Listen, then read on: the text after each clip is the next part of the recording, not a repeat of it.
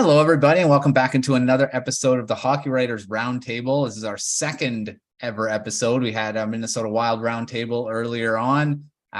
We've got another one coming up. It is now the Chicago Blackhawks team here. They did a roundtable article last week, I believe.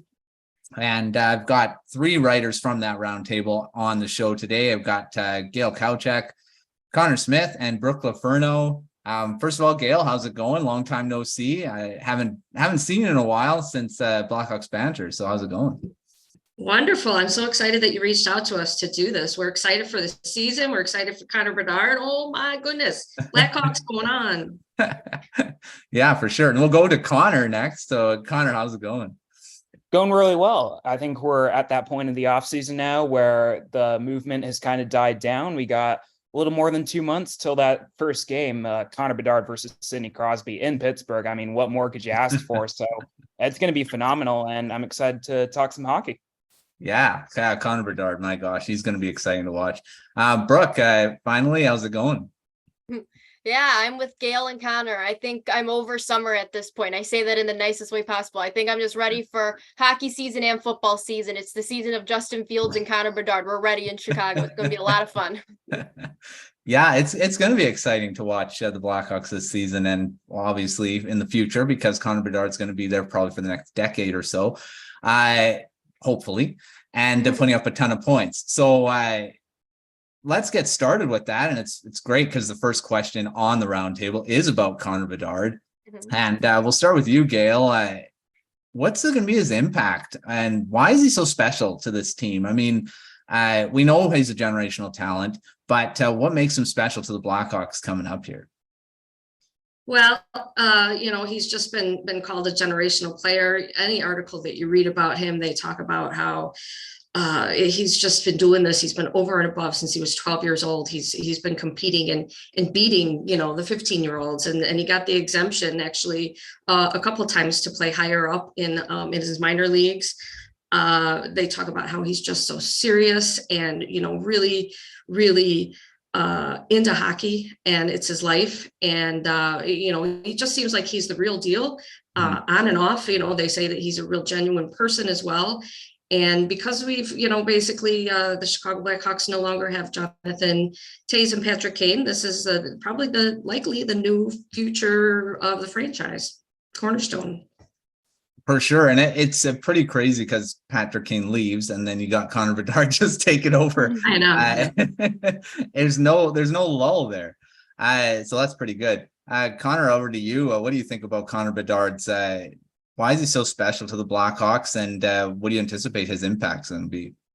Well, first of all, I'm still in shock that the Chicago Blackhawks are going to have Connor Bedard on their roster. I mean, the punchline for all of last year was, I got to go hard for Bedard, and they finished third worst, but they got some draft lottery luck. So again, I don't really think it's going to sink in for me for until that first game.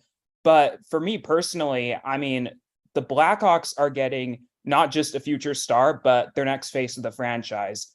Players like Lukas Reichel and Frank Nazar could be really good all-star caliber players, but Bedard brings that star power. And of course, general manager Kyle Davidson is going to have to build effectively around him. Time will tell if he has an impact like Sidney Crosby did in Pittsburgh, or someone like Austin Matthews even in Toronto. But what I think makes it special is the Blackhawks are getting a sure thing. They're getting that face of the franchise, and in this league, you need stars to win. So I think there's every reason to be excited right now, and I can't wait for opening night. Yeah, Bedard's, I think, the real deal. He's not a guy that you're going to be like, he's going to be a bust or anything like that. He seems like a genuinely special player, and he's going to fit in really well in the NHL right away. And finally over to you, Brooke. I know you've written quite a few articles on Bedard since he's been drafted, and lots of great personal details about him, comparing him to different stars. What do you think his impact will be? It's funny because when me and Gail kind of talked a little bit on like the draft lottery night when they won, I had such a piece about the draft lottery. Like I didn't really think they'd get Connor Bedard. It's like Connor said, I'm kind of in shock still.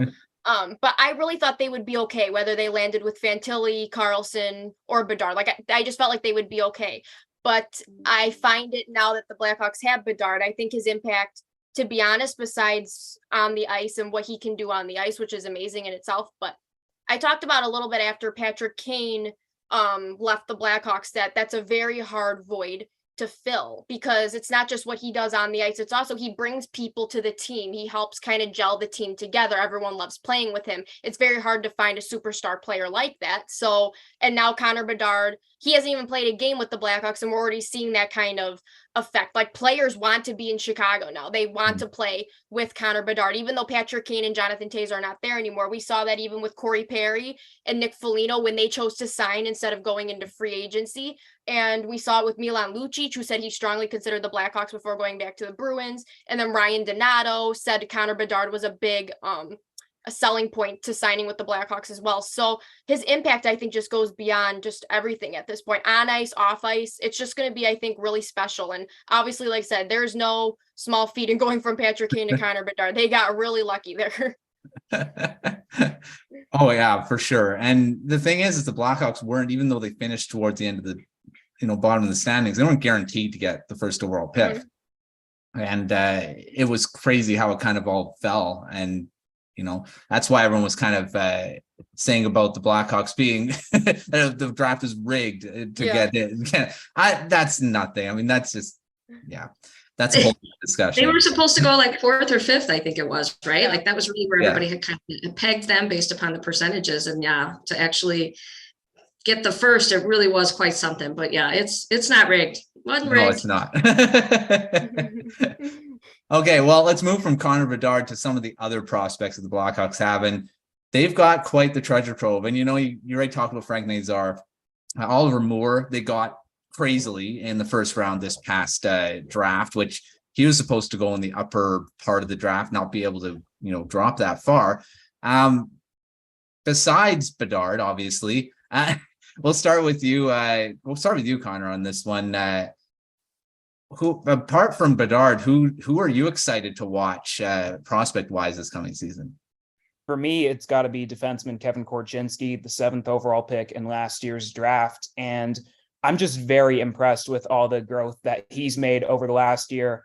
I was a little skeptical when Kyle Davidson made that pick, but you see what he's been able to do. And I think a great example of that is leading the Seattle Thunderbirds to the Memorial Cup in junior. Great skater.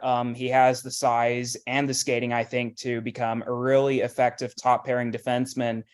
And the Blackhawks, as far as their offseason goes, they've been pretty quiet on the defensive front. So I think that tells me that maybe they do see him ready for the NHL.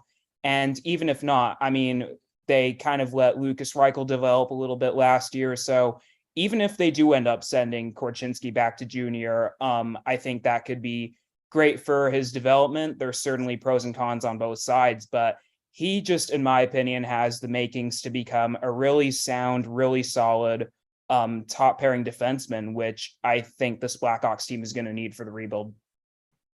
Yeah, Korchinski was a pretty big get, because I don't believe they had a first round pick when they were able to get one and then get Korchinski. So it was pretty great. And Korchinski had a great season for the Seattle Thunderbirds this past, like you said, and he's going to be an amazing defenseman in the NHL. We've talked about him on Prospect Corner quite a bit, and during the draft, his draft year, and then afterwards as well. So he's going to be a cornerstone for this Blackhawks team on defense. That's for sure. All right, over to you, Gail. What do you think about prospects for the Blackhawks other than Bedard? Who are you excited to watch this season? Well, I think when Brooke originally asked this question for the roundtable, she was talking a little bit more about the more recent prospects. But I just have to bring up Lukas Reichel. He's only, I know he played a little bit last year, and did he play a couple games the year before? But I really think he's going to come into his own this year.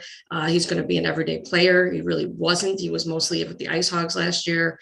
So I'm excited to see him, and I have a feeling that it might be, more of like a 1-2 punch where Bedard will be on the first line and maybe Reichel will be on the second line. We'll see how that all pans out. And then, just thinking of players that will actually be in the NHL this year, I'm excited for some of the defensemen. Connor mentioned Korchinski. We don't know for sure if he'll be up in the NHL or not this season, but I feel like it's a pretty fair shot for like people like Alex Vlasic and Isaac Phillips. Wyatt Kaiser. All three of them, I'm kind of intrigued where they're going to end up and how much they're going to play and what kind of impact they'll have.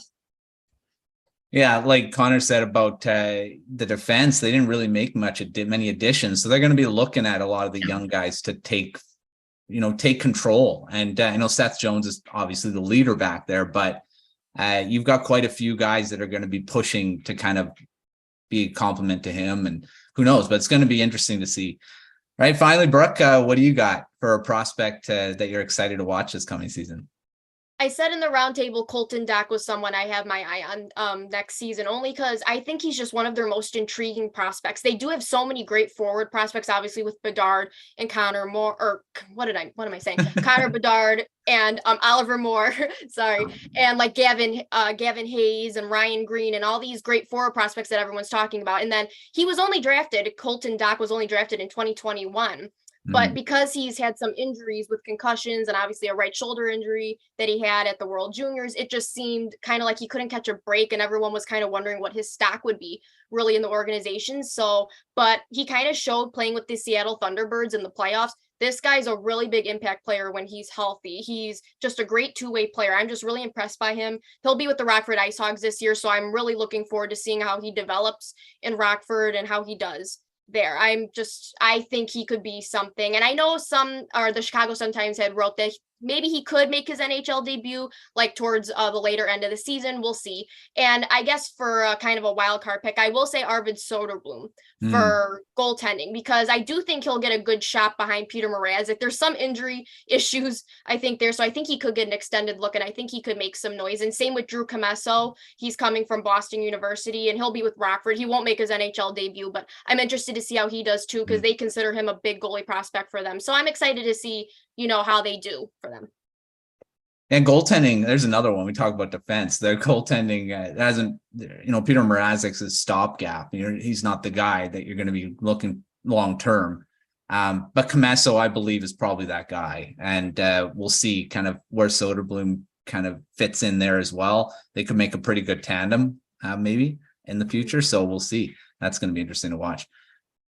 All right, on to the GM. And I know, Connor, you mentioned Kyle Davidson's name at the beginning there. We'll start with you. What do you think about his performance this past offseason? Obviously the strong draft, Connor Bedard, but any GM can pick Connor Bedard. It's not a hard choice. Did you think he made any mistakes with the guys he brought in, the guys he let go? Among them, Taylor Hall, Nick Foligno, Ryan Donato, Corey Perry coming in, and then you got guys that are leaving: Caleb Jones, Ian Mitchell, Alex Stalock. Not big names, but they did bring in some big names, even though they're older and more veteran. But what do you think about his moves throughout this offseason? I give Kyle Davidson a lot of credit for how he's approached this offseason. I think, of course, it's one thing to go out there and draft someone like Connor Bedard, but you bring in Taylor Hall. I know the contract's a little rich, but he's a former MVP, first overall pick. So I think he's that perfect mentor to play along with someone like Connor Bedard. Guys like Corey Perry, Nick Foligno, maybe not the players they were, say, 6, 7, 8 years ago, but really solid veterans who have played at the highest level and know what it takes to win in this league. So I think he's had a very solid offseason. The only thing that I would maybe do differently if I were in his shoes is maybe get a veteran defenseman, especially on that left side, because you have prospects, whether it's Korchinski, Alex Vlasic, Wyatt Kaiser, Isaac Phillips, who could be really solid NHL players, but it's a long season. You're going to have injuries, inconsistencies, whatever the case may be. So I think I wouldn't mind maybe seeing them take a flyer on someone like, you think back to when they got Jared Tenorti off waivers last year. That turned out pretty well. So maybe just get another veteran in there to solidify that blue line. But outside of that, I think he's had a very strong offseason. And guys like, Caleb Jones, Stalock, they weren't going to be here long term. So I'm okay with all of them going. But I think he set this team up really nicely entering the second full season of the rebuild.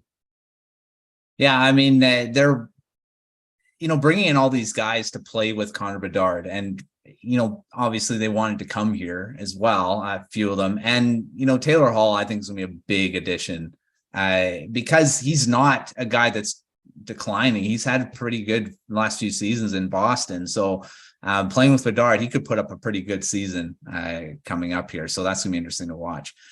All right, over to you, Brooke. What do you think about Kyle Davidson's offseason? The moves he made, the moves he didn't make. What do you think? So I think he did a fantastic job, but like you said, it's hard not to do a fantastic job when Connor Bedard falls into your lap. I think like you said, anyone can do that, but I think the one gripe I really had was draft night, and I don't even know if this is really a true gripe because it's not really his fault. I would have liked to seen him kind of trade into the first round again, get another pick. I was really rooting for Gabe Perreault there, and I know he went 23, although Kyle Davidson did say he tried desperately to move and get another pick again in the third round, even besides trying to move up to get Oliver Moore when they thought he wouldn't fall to them. I know he said he did try to get a third first. So like I said, not his fault. He did try. Maybe that was his thought process, but I was really hoping that would have been like a draft day thing. Like I can do it just because I can. I got the capital. I can do it. So, and I'll let Gail answer the other one because I agree with her answer on what is going to say. So my other one I will say is Andreas Athanasiou, when he got re-signed to that 2-year, I think it was $8.5 million deal. I was I don't even know the word, just, it was kind of like I was very it wasn't like great or bad to me. Like he finished as the leading goal scorer, and obviously he deserved a contract, but it did feel like a bit of an overpay and maybe just kind of a could have done without. But I like Athanasiou. It's not even about that. It just kind of felt, I don't know, but either way, it's not going to hurt him. It doesn't. He's a speedy winger that can score. So they like that. But like I said, maybe that wasn't a mistake. It was just more kind of like it could go either way. Mm-hmm. He's had an up and down career too. He's started out so hot in Detroit and then kind of they've been more of a mid-range producer and not a 30-goal scorer like he was there. But we'll see what he does in Chicago with a bit of a stronger supporting cast maybe this season. So not maybe, he definitely has a stronger supporting cast this season. All right, finishing out with you, Gail, what do you think about Kyle Davidson's offseason? All right. Well, I think everybody, I really honestly feel like when Max Domi left at the trade deadline, it was just seemed like the writing was on the wall that he was going to come back. He was going to go chase a cup and then come back. And so I was a little bit surprised that that didn't work out. But in hindsight, I understand that, he had the possibility to go to the Toronto Maple Leafs, which is, he grew up loving them. And also his dad played there for 12 years. So, all right. So that ship has sailed. And then one other thing, I completely understand it. It makes sense. Alex Stalock only, as a goaltender, only had the 1-year contract, and he's older than Mrazek.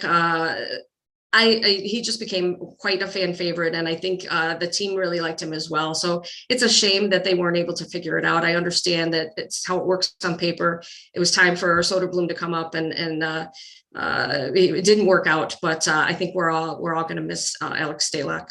Yeah, he's a very character guy, and he went through a lot as well to get back in the game. So but he's I can't remember where he is now. He's a free agent. I don't think he's signed anywhere. He's just a free agent. Yeah.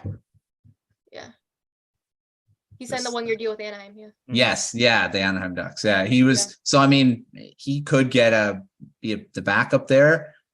We'll see. But he had a pretty good season with the Blackhawks when he came back too. So we'll see how he does in Anaheim.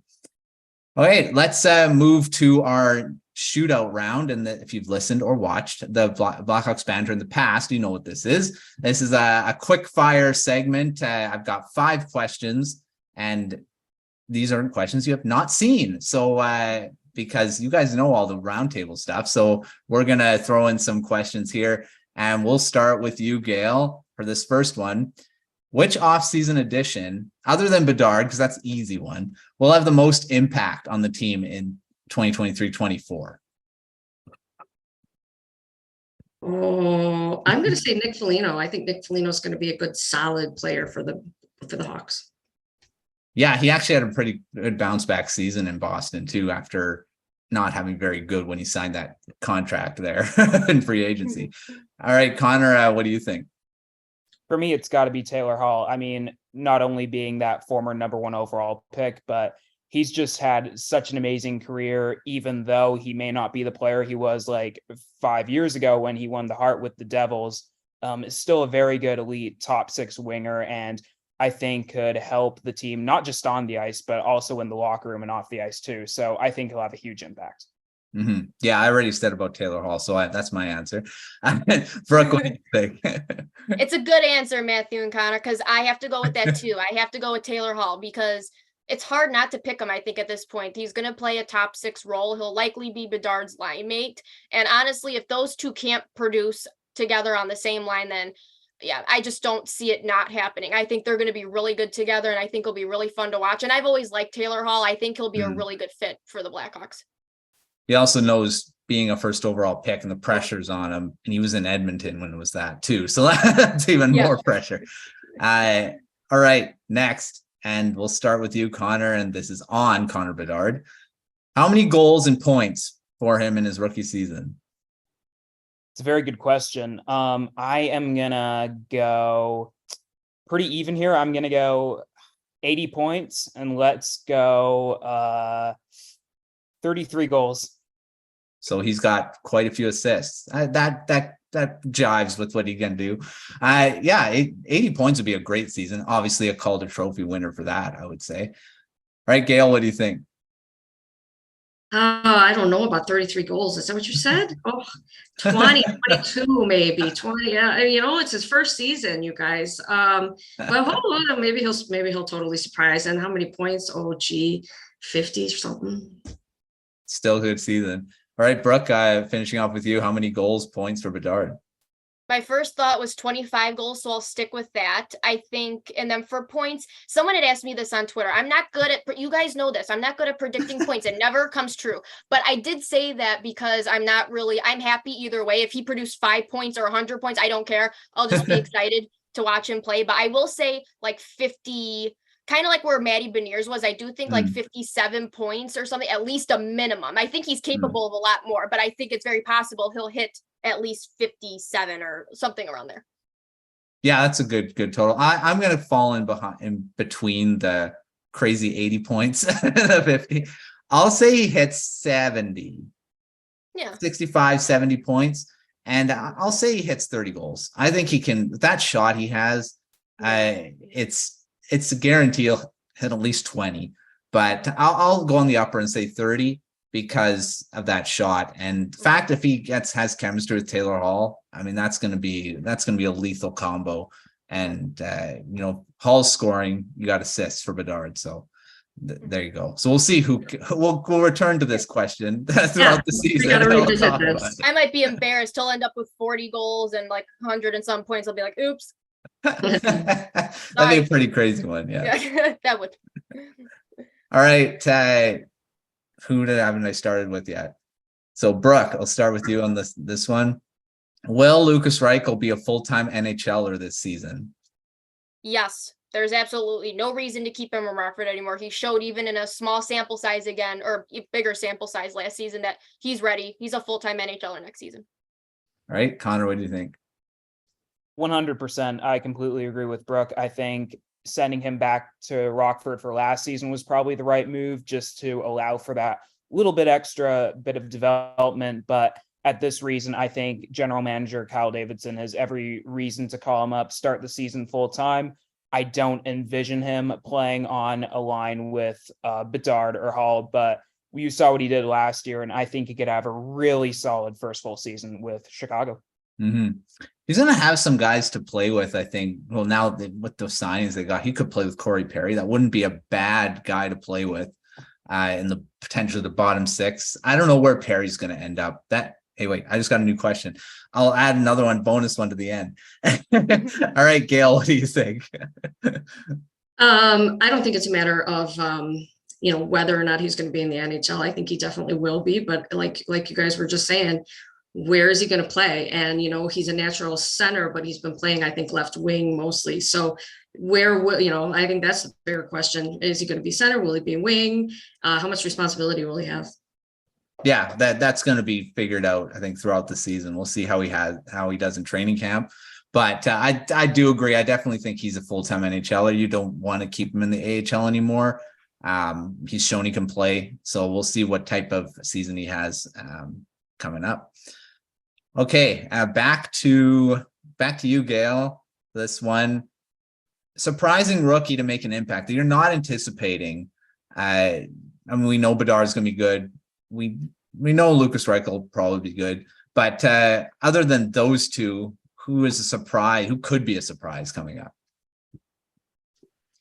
I don't know if this qualifies as a rookie, but I'm going to say that I think my dark horse to do well is going to be Cole Gutman. He's a little bit older. I want to say he's 24. And he's been playing, done really well with the Ice Hogs, but he had surgery and he just did so great with his stint when he was up with the Blackhawks, jumped right into centering the second line, did really well with getting the faceoffs, and I'm excited. I hope that they kind of have him pegged to be somebody, and I think he'll make a big impact and kind of be a surprise for everyone. I would call him a rookie. He hasn't had a full season, so that would be, he's an older rookie, but I believe he'd be still constituted as a rookie as well in the NHL. Obviously not Calder Trophy at all, but he would be constituted as a rookie. Connor, what do you think? Surprising rookie to make an impact this season? I want to say Kevin Korchinski, but I'm not completely certain that he's going to start the season in the NHL. So I'm going to go with Alex Vlasic. I think he's had a few really good stints over the course of the last few seasons. Had a really, I think, impressive showing with the Blackhawks toward the end of last season. He got playing time with both Connor Murphy and Seth Jones, so it wouldn't surprise me at all if he starts the season on a pairing with either.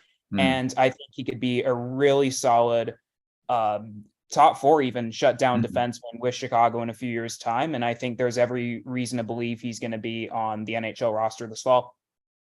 For sure, especially if they don't make any more moves on defense.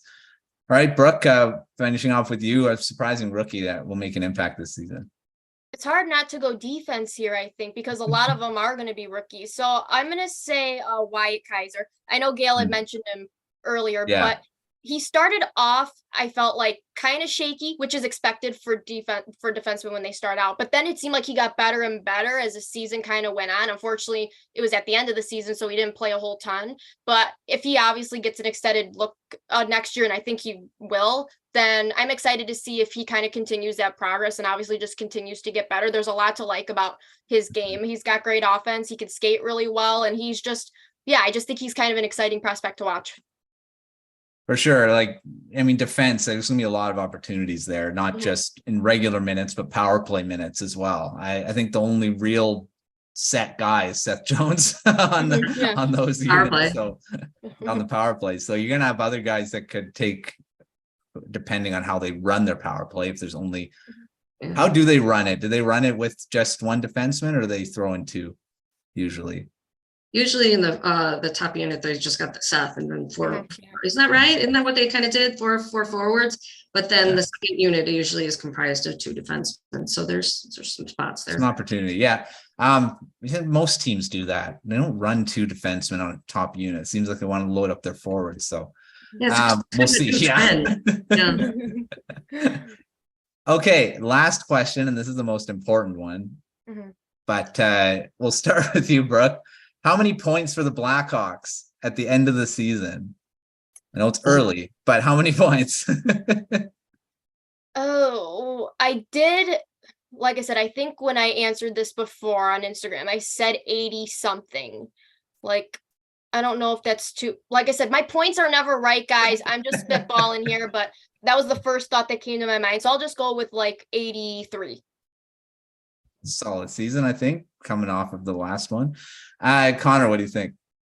I'm kind of in the same boat with Brooke when it comes to points. So just kind of spitballing here, but I'm going to go, I'm very pleased with the offseason, but you look at teams like Anaheim and Columbus who are maybe a little bit ahead in the rebuild. So I think it's going to be a more fun season, but also a tough season. I'm going to go 72. So they were in the upper 50s last year. I think they're going to improve, but still not close to contention, but some improvement. That's not bad to go from 59 to around 70-ish. All right, Gail, what do you think? What are the Blackhawks finishing off the season with in points? I think they're going to surprise some people. I think they're going to do better than we expect, but I always say that. I'm a little miss optimism. 75 points. Nice round number. Yeah, that's not bad. Again, from 59 points to 75, that's a pretty good improvement. I'm going to say that too. I think he's probably around the 70-ish range. You got teams in this division that are going to, I think, regress. I mean, the Coyotes, I think, are going to be really good this season. So, I mean, they're going to be, I think the Blues take a step back. I think the Jets will take a step back because they lost a few guys, haven't really made any additions really, except for that trade. But whenever these new guys come in, you don't know what'll happen. Look what Huberdeau in Calgary, he just didn't do well at all. So, I mean, you don't know with some of these new guys what'll happen. I guess that's in the same boat as the Blackhawks. You don't know how these new guys are going to do. So yeah, it's going to be interesting. It's going to be an interesting season, and we'll have a full preview show coming up as well for the Blackhawks. This isn't the preview show. This is the roundtable. There's quite a few things we can talk about in that season preview on this roundtable show as well. So thanks, Gail. Thanks, Connor and Brooke, for coming on the roundtable, and we'll hopefully have you all back for the season preview show coming up as well. And so thanks for joining. Thank you. Thank you. Appreciate it. All right. Before we leave, let's get some Twitter handles or not Twitter. I guess it's X now, but whatever. Gail, where can everyone find your stuff? Yeah, you can find me on Twitter at Little Gail K. Is that what you're asking? Yeah. Yes. Yeah. And Connor, Twitter, X, whatever. I refuse to call it that. It's Twitter in my mind still. Yeah. All right, Connor, what's your Twitter? Everyone can find you. It's just like you're in Chicago. Is it the like the Sears Tower, Willis Tower, whatever? It's CN Smith _19. All right. And Brooke, you just threw it up there on Zoom there. So there you go. Yeah, I did just throw it up there on Zoom, but if you need clarification, it's Brooke _LoFurno. All right. If you guys are listening to us on the podcast network on audio form, there you go. All right. Well, there's another roundtable in the books. Well, we're going to have the Ottawa Senators coming up soon, next few days. So we're going to keep rolling these out, and we're going to have season preview shows starting towards the end of August and into September as well. So stay tuned for that. Make sure to check out the hockeywriters.com for all the Chicago Blackhawks coverage from all three of these writers. And for the rest of the Hockey Writers preview stuff that's coming, or not just coming, it's already on the website. There's quite a few preview articles looking at good and bad contracts, prospects, all you can want. So take a look at the website, and give us a thumbs up or a like on YouTube, and follow us on Twitter as well. Until next time, we'll see you on another roundtable here at the Hockey Writers.